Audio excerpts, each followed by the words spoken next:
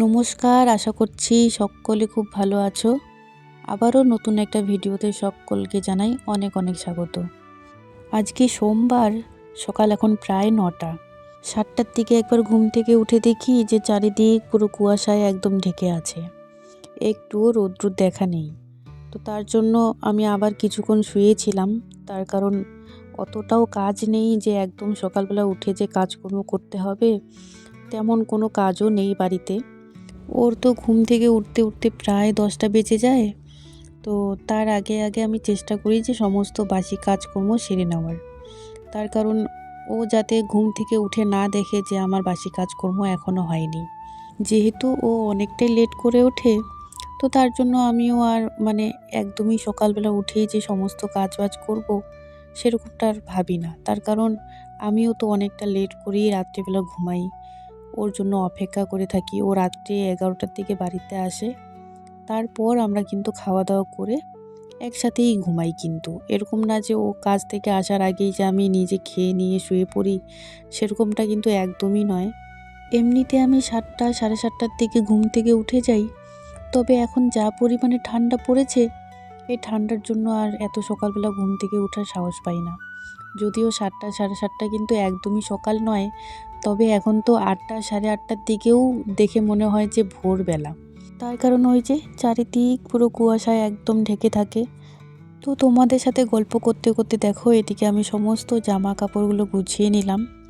জামা কাপড়গুলো সেই বুধবার দিনকে আমি ধুয়ে দিয়েছিলাম, যেদিন আমরা পিকনিক করলাম সেদিন। তো 2025 সালে আমি জামা কাপড়গুলো কেচে দিয়েছিলাম, আর 2026 সালে জামা কাপড়গুলো গুছিয়ে রাখছি। সত্যি ভাবলেও হাসি পাচ্ছে। সেই 4-5 দিন ধরে সেই জামা কাপড়গুলো কেচে আমি একদম চেয়ারে যে রেখেছি, আজকে ভাঁজ করব, কালকে ভাঁজ করব, এরকম করতে করতে আর ভাঁজ করা হচ্ছিল না। তার কারণ এই কাজগুলো যদি সকালবেলা না করি তাহলে আর পরে করতে ইচ্ছে করে না, আর পরে মনেও থাকে না। তো যেই কয়টা কুর্তি আমি কেচে দিয়েছিলাম সেই কয়টা কুর্তি আমি ভাঁজ করে শোকেসে রেখে দিলাম। আর সব সময় ব্যবহার করা জামা কাপড়গুলো তো আমি চেয়ারে ভাঁজ করলাম কয়েকটা, আর কয়েকটা আলনাতে ভাঁজ করে রেখে দিলাম।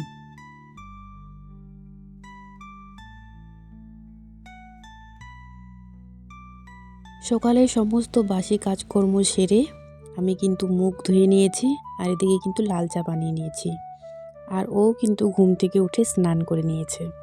আমিও স্নান করব, তবে চাটা খেয়ে নিই, চা খেয়ে তারপর স্নানটা করব।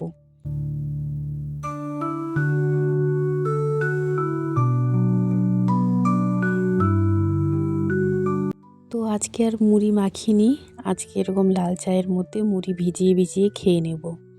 এটারও কিন্তু আলাদা একটা টেস্ট আছে জানো। তোমরা কারা কারা এরকম চায়ের মধ্যে এরকম মুড়ি ভিজিয়ে খেয়েছো একটু কমেন্টে জানিয়ে দিও তো।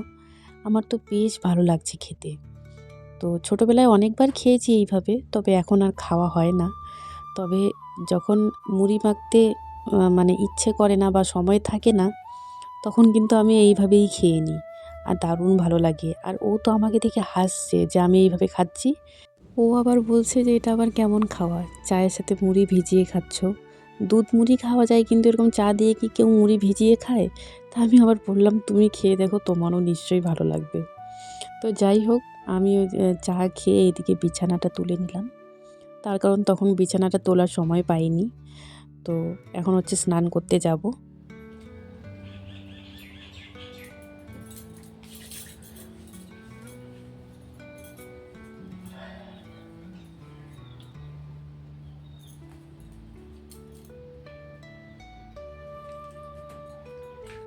আমার কিন্তু স্নান হয়ে গেছে। স্নান করে এসে আমি এদিকে ক্রিম সিঁদুর দিয়ে নিচ্ছি। আজকে একদম কোনো মতো আমি স্নানটা করলাম, তার কারণ আজকে যে আমার এত পরিমাণে ঠান্ডা লাগছে সেটা আমি বলেও বোঝাতে পারবো না। স্নান করতে তো আমার একদমই ভয় লাগছিল। অনেকটা লেট করে স্নান করেছি, প্রায় মনে হয় 11:30টার দিকে আমি স্নানটা করতে গেছি। প্রত্যেক দিন তো ভিডিওতে তোমরা দেখোই যে আমি 9:30 10টা বা 10:30টার মধ্যে আমার স্নান হয়ে যায়। তবে আজকে একদমই স্নান করতে ইচ্ছে করছিল না, প্রচণ্ড পরিমাণে ঠান্ডা লাগছিল। আমার তো মনে হচ্ছে হয়তো আমার জ্বর আসবে। তার কারণ এই ঠান্ডার মধ্যেও, এই কুয়াশার মধ্যেও কিন্তু আমি ঠান্ডা জল দিয়ে স্নান করেছি। মাঝখানে মনে হয় ওই 2-3 দিন আমি একটু গরম জল করে স্নানটা করেছিলাম। আর তাছাড়া কিন্তু আমি প্রত্যেক দিনই এই ঠান্ডার মধ্যেও ঠান্ডা জল দিয়ে স্নানটা করি। তবে আজকে আর মাথায় জল দিয়ে স্নান করার সাহস পেলাম না। আজকে কোনো মতো অল্প একটু জল ঢেলে আমি স্নানটা করেছি। তো যেহেতু মাথায় জল দিইনি, তো আজকে আর পুজো করতে পারবো না। তবে স্নান করে এসেই কিন্তু আগে আমি ঠাকুর প্রণাম করে নিয়েছি। সেটা আমি প্রত্যেক দিনই করে থাকি, সে আমি পুজো দিতে পারি বা না পারি। স্নান করে এসেই কিন্তু আগে আমি ঠাকুর প্রণাম করি, তারপর রান্নাবান্না বসাই।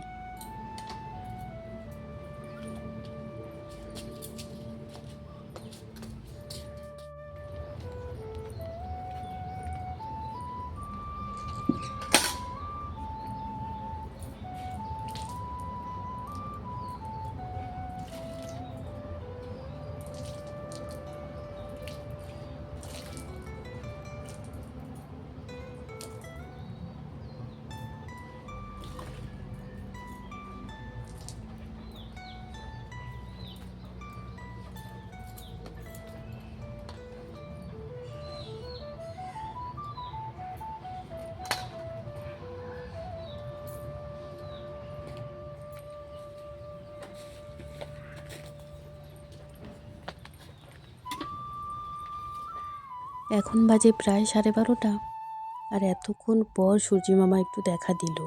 আর আমিও এদিকে ভেজা জামা কাপড়গুলো একটু মেলে দিলাম, যতটা শুকানোর অতটা শুকিয়ে যাবে। তো চলো তাহলে এখন ঘরে যাই, ঘরে গিয়ে রান্নাবান্না বসাবো।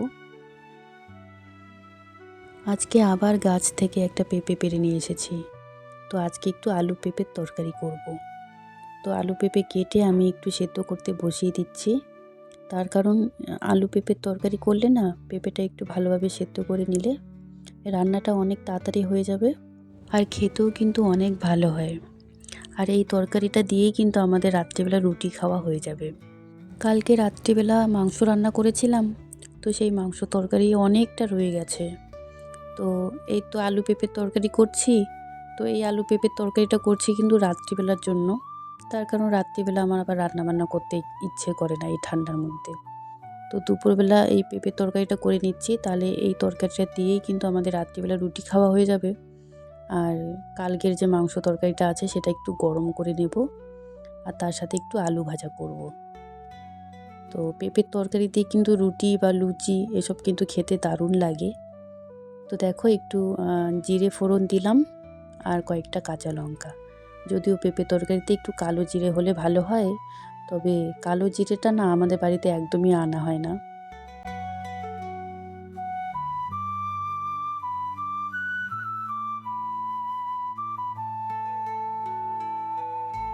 পেঁপে আলুর তরকারিটা নামিয়ে এদিকে আমি আলু ভাজাটা বসিয়ে দিয়েছি।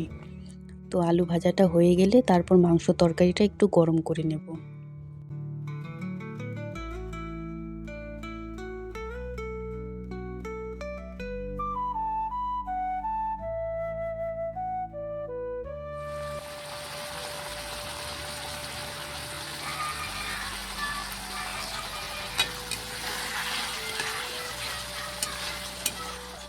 এখন দুপুর 1:30 মতো বাজে, আমি কিন্তু খেতে বসে গেছি।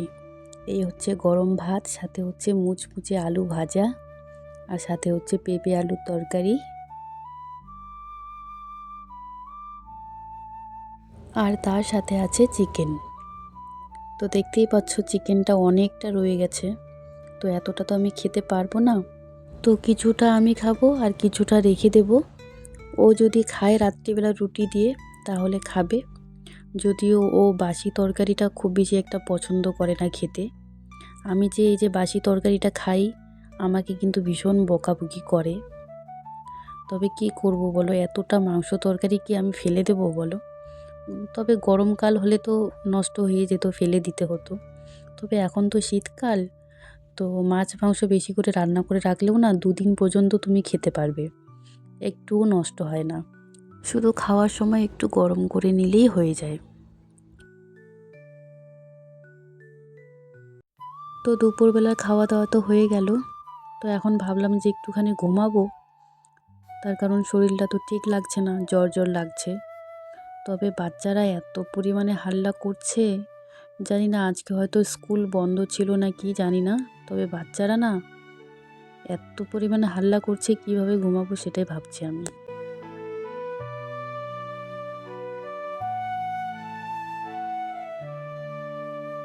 এখন বাজে সন্ধ্যা 5:30। তো দুপুরবেলা অনেকটা সময় শুয়ে থাকলেও আমি কিন্তু ঘুমাতে পারিনি একটুও, তার কারণ বাচ্চারা প্রচণ্ড পরিমাণে হাল্লা করছিল। তো ও একটু আগে বাড়িতে আসলো, আমার জন্য আবার চাউমিন নিয়ে এসেছে, চপ নিয়ে এসেছে। যদিও আমি বলেছিলাম যে একটু মোমো নিয়ে আসতে, তবে মোমো নাকি পাইনি, শেষ হয়ে গেছে। তো চাউমিন সাথে হচ্ছে 2টো আলুর চপ নিয়ে এসেছে। তো চলো তাহলে আজকের মতো ভিডিওটা আমি এখানে শেষ করছি। সবাই ভালো থেকো, সাবধানে থেকো। আবারও দেখা হবে নতুন একটা ভিডিওর সঙ্গে। তো ভিডিওটা ভালো লাগলে একটা লাইক করো, কমেন্ট করো আর সাবস্ক্রাইব করতে ভুলো না।